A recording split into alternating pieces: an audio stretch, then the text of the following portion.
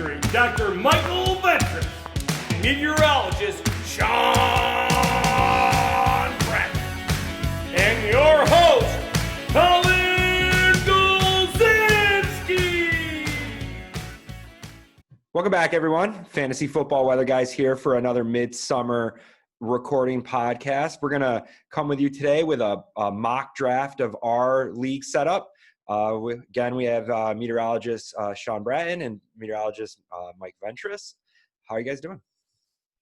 Good, man. Awesome. Getting ready for football here. It's right around the corner. Unfortunately, preseason is not happening this year, but we got football, 3-4 weeks away. So are we really sad about not having preseason games other than week 3? A little bit. I think so.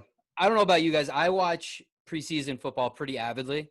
And it's really cool. You get to see the rookies out there. You get to see, people emerge, and you get to look at the depth charts, and they're just going to go right into season this year. The only preseason thing that I watch religiously, and I always screws my draft up, is Hard Knocks, because I watch those rookies get picked up and plays, and I think they're going to be the next best thing. And then I forget there's also 31 other teams that have those rookies. I know. Although I think this year was who? The Rams. Yeah. Rams. Yeah. I thought there was another team as well. I haven't watched it yet. I haven't either. I just saw it as read. I think the biggest hit to not having preseason is not seeing those rookies play, right? Letting them get those experience snaps, and that's the hard part. And when we're drafting in fantasy, now we're going to be drafting these rookies that have unknowns to them, right? So there's some bad there, but I guess there's some good too. Think about Sonny Michel last year in his one preseason monster run, probably brought him up like 3 draft round picks because everyone's like, oh, he's back. He's good. I picked him up. I picked him up in the 5th in probably 2-3 of my leagues. I picked him up. Super hopeful everyone was talking him up. But in reality, though, I know that you get to see a lot of like the mid rookies, but the top rookies don't play as much in preseason anyway. They kind of they're with the studs, right? They don't want to get them hurt. They don't want to get too many reps in them. They know they're going to do well. Yeah. So high performance. Yeah, these are more for players that are trying to fight for a spot, right? Yeah. They're trying to look at where they end up on the depth chart. Are they a wide receiver 3? Or are they only going out on like 4 or 5 wide receiver sets? Like running backs, is this a handcuff? Is this by committee? Is this, your workhorse back? So you get to kind of figure those things out. But a lot of us are less information going into the draft this year. Well, or just what I do and wing it every year and still win. Or do the Colin method. That you get some tools to help you out in your draft. That's only been recently. I don't think I've ever won a season with my tools. I may have to stop using the tools. Oh, interesting. I know. Hey, I didn't know about finishing these pretty tools, high. Colin. No, there's no hiding. I subscribe to Fantasy Pros as well as, using other things of research like Fantasy Pros. And we would be interested as well, like for our viewers out there, like what do you do to prep for your draft? Do you prep at all? Do you just like go from last year and just kind of project from there? Do you use certain like web tools? Like what do you do to prep? Because everyone kind of has their different thing, right? Yeah. Well, I'll tell you one thing. The reason why I'm not missing preseason too much for football is because we have another season going on right now. Baseball? We got a few. Come on, guys. What do you think I'm talking about here? Softball. Oh, hurricane. Oh, there it is. Oh, I like how he pointed to it. It is hurricane season. You guys know I have a background. You can see it if you guys can't see it, I'm sorry. We're going to put this on YouTube, but if you're listening. But if you guys, what hurricane do you think is my background here? I'll give you a hint. It happened recently. Oh, see, I was about to say Andrew, but then this is the Atlantic. Andrew was 91. We're looking at the tropical western subtropics. I know it because he told me, so I can't guess. But I do before we get the answer. What year was it? Last year. Before we get the answer. Was it Maria, is it? No. We have 43 seconds left before our mock draft starts. Right. Uh-oh. I have a minute 50. Wow. Oh, you're lagging, bro. What's going on there? Are you in the right lobby? You are. You're next to me. Yeah, I have 30 seconds. I have 30 seconds. Okay, so I'm sure everyone is on pins and needles to know the answer of what cloud mass that has a little circle in the middle of it is. That is a monster circle in the eye. That's the eye, man. That's Hurricane Dorian. That was Category 5. This is right when the storm was causing havoc on the island of Grand Bahama, just destroying it. It stalled there for a number of hours, remember? So it was a really devastating storm. And that looks like an enhanced satellite image there, Mike. What are we looking at there? Yeah, this is a high resolution visible imagery from GO 16, and it has a nice little marble blue ocean background with the landmass as green. Okay, here we go. All right, guys, we are opening up our draft here. Colin, you're gonna share your screen, so I can't. folks, you can. Okay, I will host disabled attendee scan. So you have to make me host again, Okay. and we can share the screen there. How do I do that? So let's see. Well, while Colin's figuring it out, I'll tell you where we're drafting. We're deciding to pick our draft from where we finished our league last year, our league of record. So Colin actually did the best of the three of us here. So he is drafting in the number 9 spot because Colin finished in 4th place last year. So we go backwards. So it's teams that do worse have incentive to have a better draft this year. Since Sean threw the league last year in our playoff matchup, he lost to me in the playoffs. So I'm above. Everyone was injured. And then Sean is drafting in number 6. And just Well, there's also a bit of strategy for Sean. Right, Sean did the very honorable thing of not starting players for a draft pick. As a commissioner, I hate to see that, but I didn't. I started. Like, what happened to your position. screen? Sorry, I'm pulling it out. Can you see it now? No. There we go. By the way, we are doing a half-point PPR, so this is a snake draft. So that's the format that we're gonna be using today. All right, I'm excited. So how many mock drafts have you guys done this year?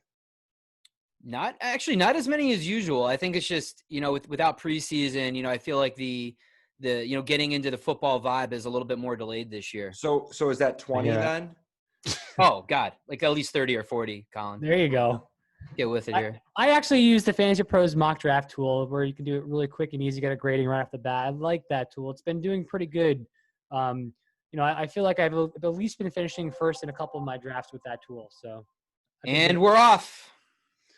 All right, so we're here with a bunch of randos. So we're not sure how this draft is gonna pan out here, but we're hoping that these guys will draft in a realistic spot. Juan Carlos just made the pick, and that was Christian McCaffrey. There you go. Yeah, as everyone's number one, being especially in any type of PPR format, catching the number of passes that he did last year, we expect most people to take him 1 overall in most leagues. Yeah, I mean, he's just been a monster. It's hard. It's a little scary with the new coaching system and see how things are going to pan out, but he should still get a monster, a tremendous amount of usage, even if it's they bring it down a little bit. I mean, just to put in perspective, if he was an RB1 last year, almost 88% of the time. I mean, that's consistency. There's only, I think, like 1, maybe 2 games. I think he only had 1 bust game and maybe 1, 2 other games where he wasn't really inside the top 12. Yeah, it's just he's overpowered. It's pretty much you're putting yourself in a good position. You get McCaffrey off the bat. All right. So Colin, who's been 2, 3, 4, and 5? What's going on right now? Somebody took Lamar Jackson, number 4 overall. That's way too rich for my blood. Oh my goodness! I'm on the clock here. We only have 30 seconds, so we got to make fairly quick decisions. I'm debating between 2 players here. Dalvin Cook. What'd you do to the screen? Clyde Edwards-Helaire. I usually like to go RB heavy initially. Mike. Although Michael Thomas is going to be hard to push back too, but I'm going to go Clyde Edwards-Helaire for my first pick. Something to the screen, Mike. I did. I don't know how to do. Colin, you're killing me, bro. All right, so you picked your boy CDE, man. CDE. I did. I mean, my concern was Dalvin Cook and maybe his injury risk. Mm-hmm. You also have a new offensive coordinator there, so I'm. All right. Okay, sorry guys, I'm having technical difficulties right now. Well, you know what? I decided to go with the wide receiver 1 here. Michael Thomas has been a tremendous usage on New Orleans. Everything is there. The system is the same. He should continue to be a safe pick. I was a little worried about as well Cook, but I don't really want to handcuff him in the 9th round there with his backup. So I decided to go with the safe number 1 pick with Michael Thomas. I mean, yeah, he had 185 targets last year. Drew Brees is still there, and he'll be the number 1 option all year long as he stays healthy. So yeah. Also, one last thing. In our league of record, I'm going to end up keeping 2 wide receivers. So I'm going to play around with that, going with 2 wide outs, and then trying to figure out if I can get a running back in the mid draft. Wow, Dalvin Cook, 9th pick. He's usually at least the top 6 or 7. That's a little surprising. I think he was there because of you're saying with CEH. So Clyde Edwards. Yeah, I mean, you have Gary Kubiak, who's the new offensive coordinator. He was heavily involved last year anyway. They expect to be a run first team still this year, but we'll see. I mean, the big thing, if you're drafting him, you got to pick up Madison in the later rounds. I feel like as insurance. Yeah, I think he's going in like around the 9th round, so it's definitely something you need to handcuff with for sure this year with his injury history. Still got some. So let's see. We had the 11th off the board was Josh Jacobs. The 12th last pick was Mixon. The 13th coming back around was Tyreek Hill, who in our league, Mike, that's Mike's guy in our league. That's gonna be my keeper there. Yep, I'm excited. Having Mahomes wide out one, give it to me all day. Yeah, I don't blame you. So we have one more pick, and then Colin's gonna be on the board here. Oh, you got some good picks here, Colin. I know. I think I think I have to do some. Yeah, I got to do it. We'll see what happens. Yeah, we're waiting on Philly here, and he's auto drafting. Yeah, I think unfortunately, the value of a tight end is there's so much upside in having a great tight end because there's only a couple of them in my mind, and having Travis Kelce available. Right now is just someone I can't pass up on.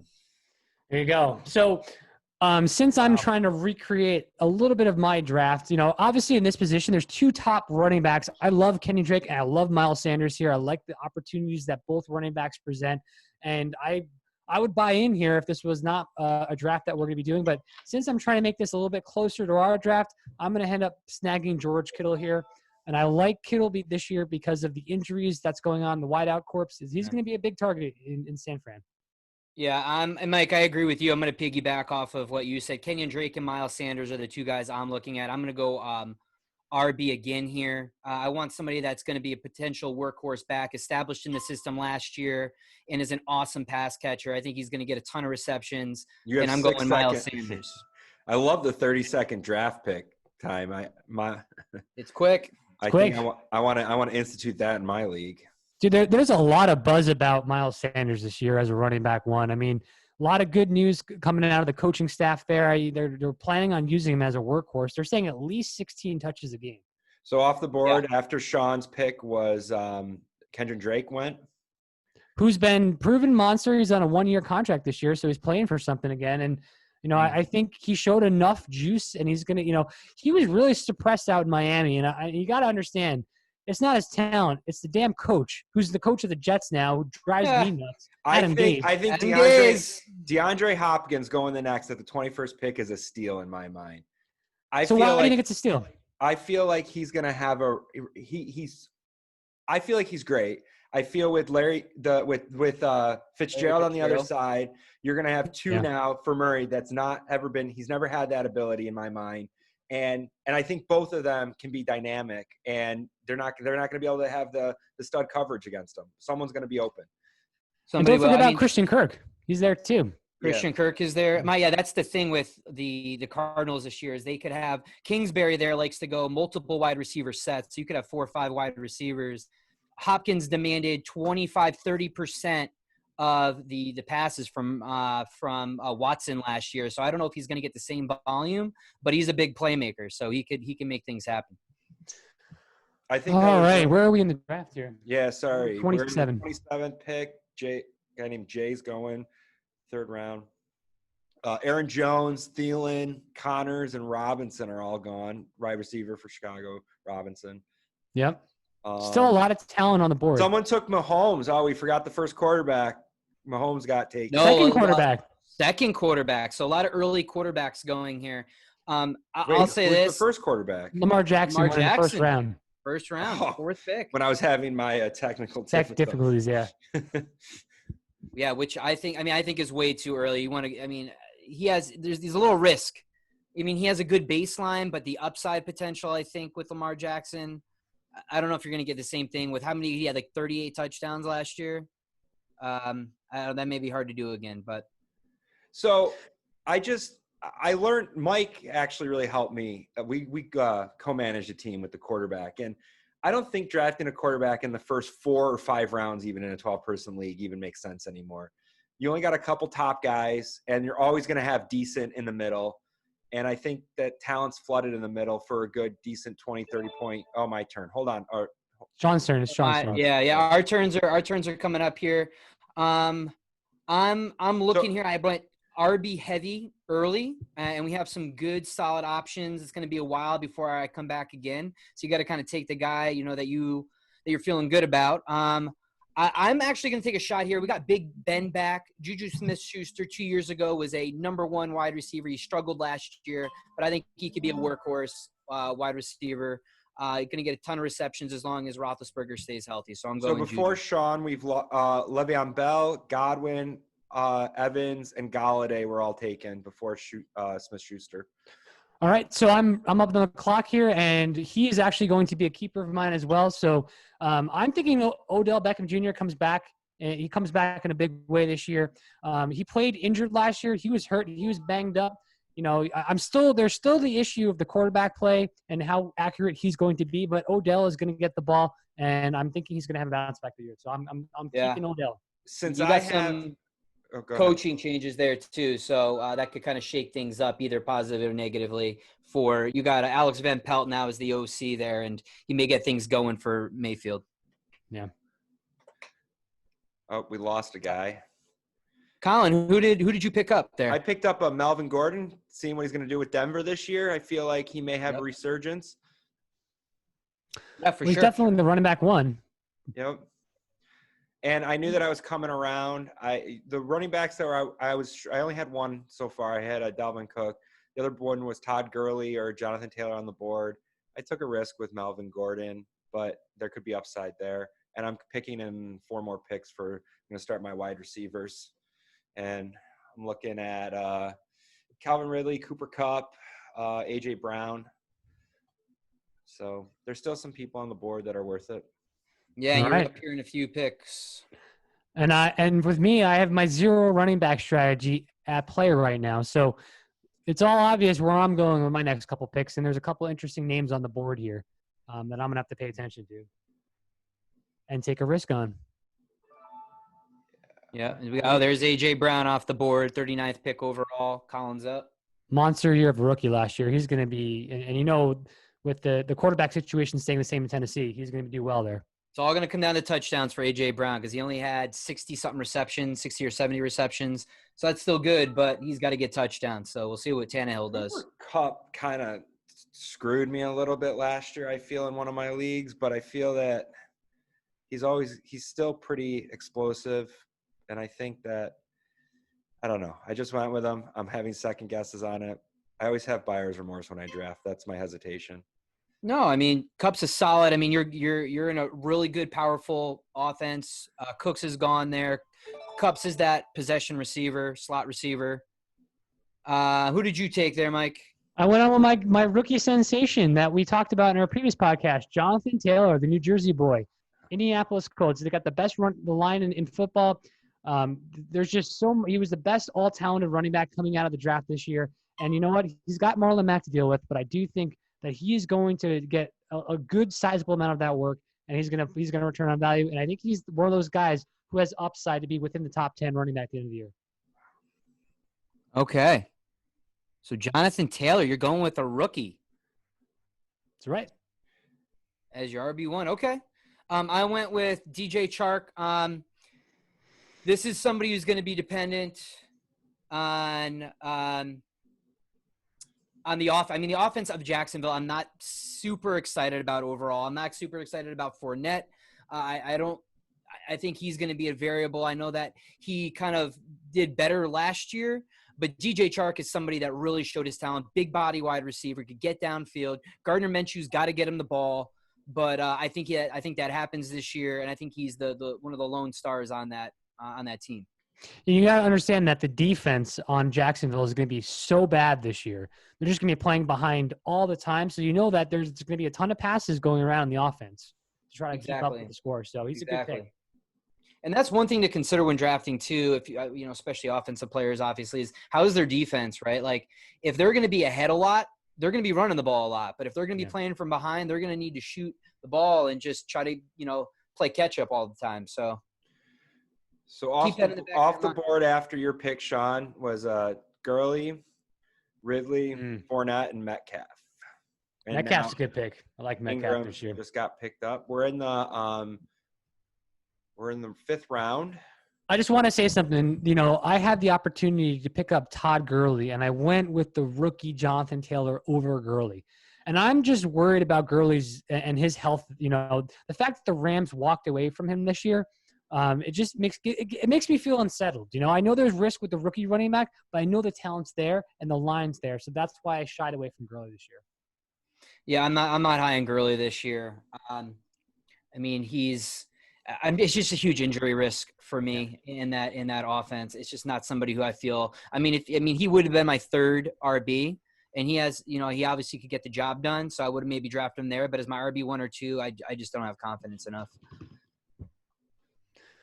All right, better than Freeman, but DeAndre Swift off the board there. Detroit's running back, their rookie there. He is going to be fighting in competition with, you know, the guy that Sean loved last year. Who was that again, Sean? The running back from the Detroit that Kerryon Johnson, number 55.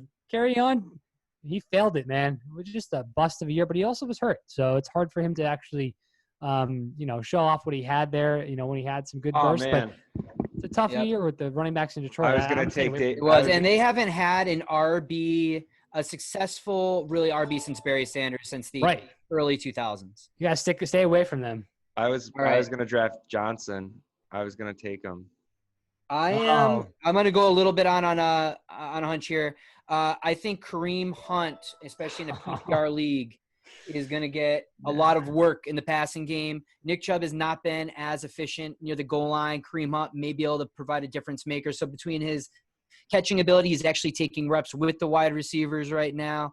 And his potential at goal line as well, they may use him. I think he has a lot of upside as my 5th pick. Yep, that was going to be the guy I was definitely going. If someone's going to get hurt, and, you know, he could be the number 1 guy, right? If Chubb gets hurt, I needed to go with a running back here, but I didn't like any of the guys on the board, so I'm going with the next best option, and that's Robert Woods, wide receiver for the Rams. He's been a stud, the wideout 1 for that team. He's going to produce, and I feel like it was a safe pick for my wideout 3 there.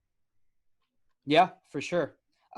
He's both Kupp and Woods. It's just Woods. He's just got to get some touchdowns. If he gets some touchdowns, if he gets 6, 7, 8 touchdowns, he could get into the wide receiver 1 discussion potentially. Yeah. With McVay's offense, high-powered octane offense, Cam Akers now there, opening up things a little bit. So it's looking good for LA. Man, the running back list here is getting scarier and scarier by the minute. I have 1 running back on the team. My 0 RB strategy this year is not looking like a good one. Hopefully, I'm hoping to shift it up here next season when we have a new keeper strategy where I can get some better picks, because right now this year it's going to be I'm starting in a hole again. Wow, who is taking? Let's see here. Okay, so Prescott is now gone. Devontae Parker behind Mike, Marquise. Yeah, I drafted Parker, but I can't get in a word in between you two chatty Cathy, so I just let you go. I think it's tough in the strategy this year with our picks are consecutive. We don't have a time to even talk. It's break. You guys have time to talk. Oh, Colin. What are you gonna take? Who are you gonna take here, Colin? I am thinking I'm going Cam Akers. Okay. Yeah. So what's your thought behind that? Like, why do you think he's going to be the workhorse there in LA? I do.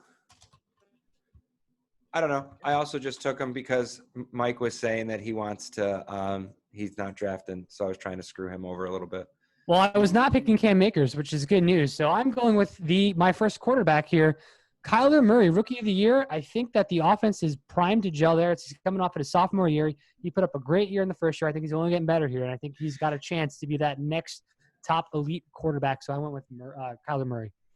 Solid. I cannot believe I'm getting T.Y. Hilton in the the 6th round. I mean, think about this 6th round. I mean, he has a new quarterback.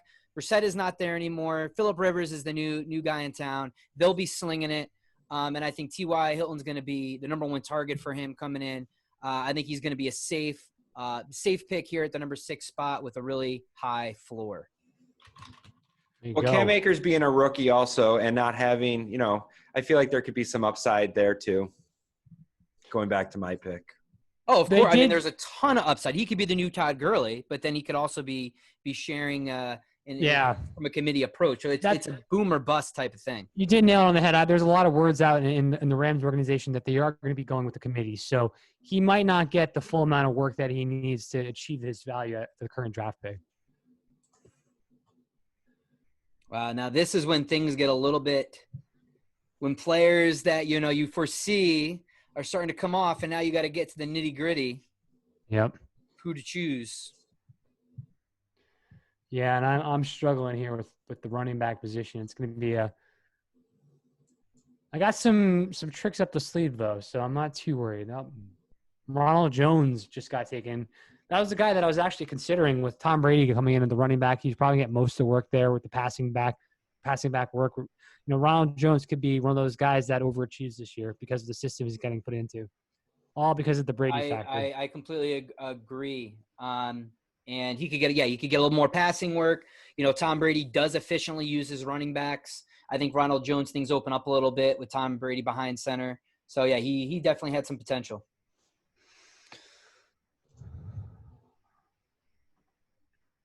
Well, who we got here now? In the 70s now. This draft is getting close to Marlon Mack, Josh Allen. Yep. AJ Green at 72. I mean, it's just – I always get stuck in time sometimes when, like players. I think we all do with AJ Green. Yeah. Just some of the glory. I mean, when he's on the field, he produces, right? Yeah. It's just that he's been hurt, and he's been, last year, everyone has a sour taste in their mouth from him. He never played. People drafted him like he was going to play at some point. He decided to stay out. It was like that, he was just dangling meat in front of us Lions, and we just never gave it to us. So dangling meat in front of us Lions.